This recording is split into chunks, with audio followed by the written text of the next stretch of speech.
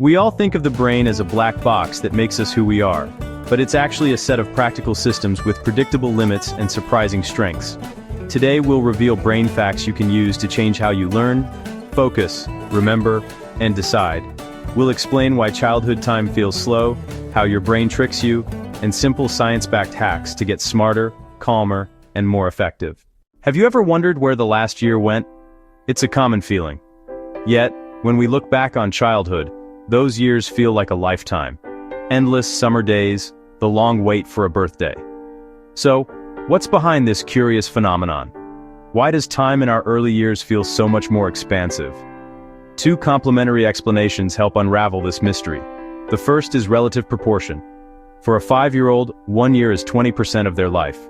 For a 40-year-old, it's just 2.5%. As we age, each year is a smaller slice of our total lifespan. This makes early years feel more substantial in our memory. The second factor is novelty and memory density. Childhood is an avalanche of firsts. The first time seeing the ocean, the first day of school.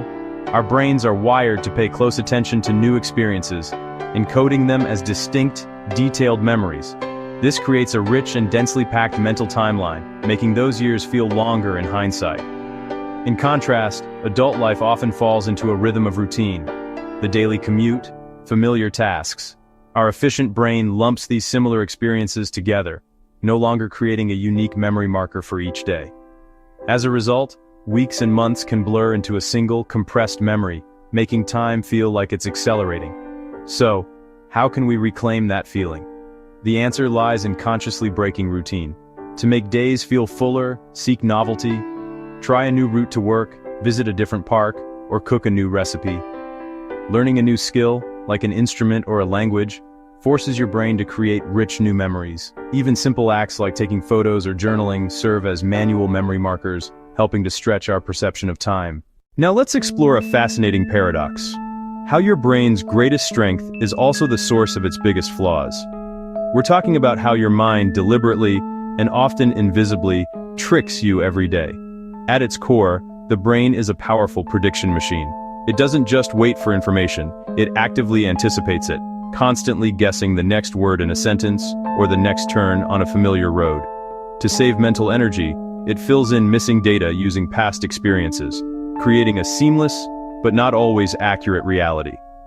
This efficiency is a survival mechanism, helping us navigate a complex world. These mental shortcuts, or heuristics, allow for rapid judgments. But this speed comes at a cost, creating predictable patterns of error we call cognitive biases. For example, the availability bias makes us overestimate the risk of a dramatic but rare plane crash versus a common car accident, because it's more vivid. Confirmation bias traps us in echo chambers by making us seek opinions that validate what we already think. And the planning fallacy is why that quick weekend project still isn't finished a month later. The fix begins with awareness. When facing a key decision, pause and try to name the potential bias. This simple act can reduce its influence. Then, deliberately slow your thinking.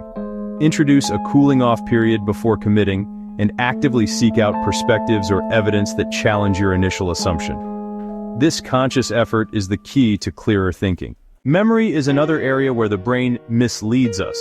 Memory is constructive, not replay. When you remember, you reconstruct a trace using current cues. This reconstruction means memories are malleable. Every retrieval can strengthen or subtly change the memory. That's why eyewitness testimony can be confident but wrong. But malleability also gives us tools. Therapies that reconsolidate memories can reduce the emotional charge of traumatic recollections. For everyday use, if you want more accurate memories, write things down shortly after the event, and use spaced retrieval to solidify the core facts. Attention is the currency of the modern mind. The brain has limited attentional bandwidth. Multitasking isn't parallel thinking, it's rapid switching, and switching is costly. Each switch incurs a time and accuracy penalty.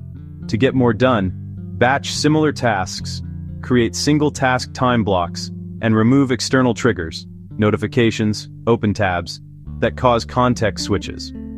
Use the 2-minute rule. When an interruption arrives, if it takes 2 minutes, do it now. If not, Add it to a short list and return to deep work. Now for practical learning hacks, how to get smarter in a predictable way. The first big principle is retrieval practice. Testing yourself beats passive review. When you actively pull information from memory, you strengthen the pathways and reveal gaps to fill. Combine retrieval with spacing, distribute practice over days instead of cramming. Second, interleaving, mixing related topics, improves discrimination and transfer compared with blocked repetition. Third, use desirable difficulty. Make practice slightly challenging, but achievable. That struggle is the engine of durable learning. And don't skip sleep. Consolidation happens during sleep, especially slow wave and REM cycles. So review before sleep and get quality rest. Exercise and diet matter for cognition. Aerobic exercise, even brisk walking, increases blood flow, grows new vascular support, and promotes neurotrophic factors such as BDNF that support learning and plasticity. Protein and micronutrients support neurotransmitter synthesis. Omega-3s are associated with brain health. Hydration and avoiding long stretches without food help attention. Small, consistent habits give outsized cognitive returns. Let's talk about willpower and habit formation.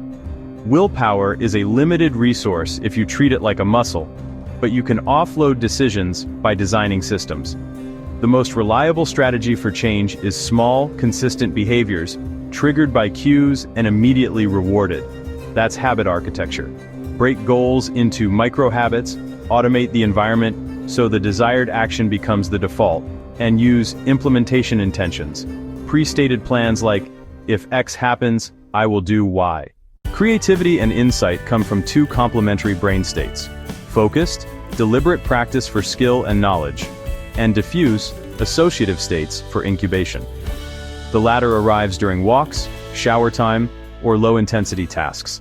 Schedule both. Practice problems intentionally, then step away to let the unconscious recombine ideas. Stress and emotion are major levers on cognition. Short stress can sharpen focus via norepinephrine. Chronic stress harms the hippocampus and prefrontal cortex, impairing memory and self-control. Tools that reduce chronic stress: consistent sleep, exercise, social connection, and brief daily mindfulness protect cognition and decision-making. Even 5 minutes of focused breathing can reduce reactivity and improve clarity. Decision hygiene matters.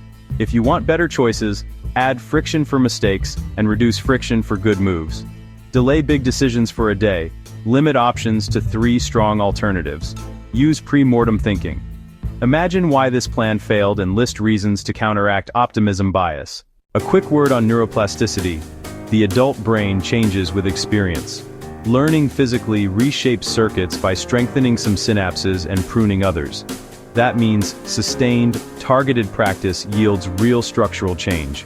People can build new skills and even partially recover after injury with rigorous, guided practice. Before learning, take a 2-minute walk. Increases arousal and readiness. Use active recall. After reading a page, close the book and summarize aloud.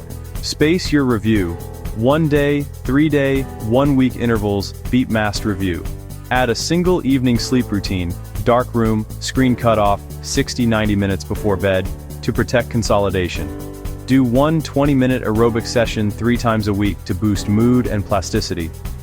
When you must focus, use 50-10 blocks, 50 minutes deep work, 10 minutes clear reset.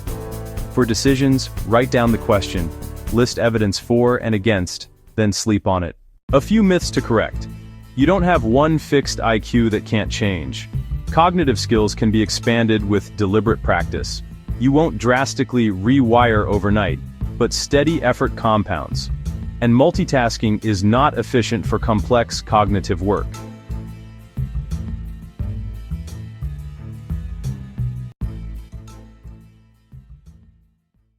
So, let's recap.